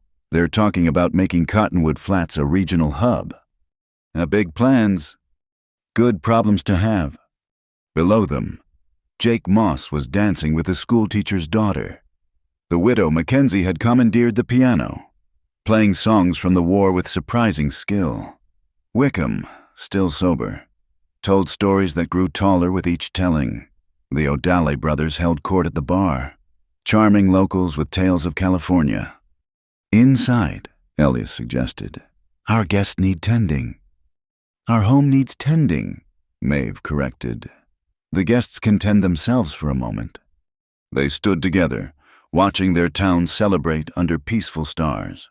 Tomorrow would bring new challenges, growth to manage, changes to navigate, the eternal balance between progress and tradition. But tonight was for gratitude, for joy, for the simple pleasure of standing in a place they'd helped redeem. The Crooked Sage Saloon rang with laughter and life. Cottonwood Flats slept secure, and on the horizon, the future waited not perfect, but bright with possibility. They'd learned the hard way that justice wasn't a destination, but a journey, requiring constant vigilance and occasional courage. They'd learned that love wasn't just passion, but partnership, building something greater than either could achieve alone. They'd learned that home wasn't just a place, but a choice, renewed daily through work and hope and faith in one another. Good lessons, hard-won and precious, worth every scar, every tear, every mile of difficult road that had brought them here. Maeve took Elias's hand. "Come on, cowboy, let's go home." And they did, walking together into the warmth and light, into the life they'd built from ashes and determination, into a future written not in surveys or contracts, but in the simple acts of courage that make civilization possible. The depot clock struck 10. A coyote called from the distant hills, and in the Crooked Sage Saloon, life went on messy and beautiful, challenging and rewarding, exactly as it should be. The end had become a beginning, and that, perhaps, was the greatest justice of all. Thank you for listening to this tale of love, justice, and redemption in the Old West. I hope Elias and Maeve's journey touched your heart as much as it touched mine in the telling. Where are you listening to this story today? Please share in the comments below. I'd love to know if you're on a long drive across the prairie, cozied up at home on a rainy night, or perhaps taking a break from your own adventures. Don't forget to subscribe to Wild West Night for more tales of courage and romance from America's frontier days. If you enjoyed this story, please hit that like button and consider giving it a hype to help more listeners discover our channel. Until next time, partners, keep your powder dry and your hearts open. Happy trails.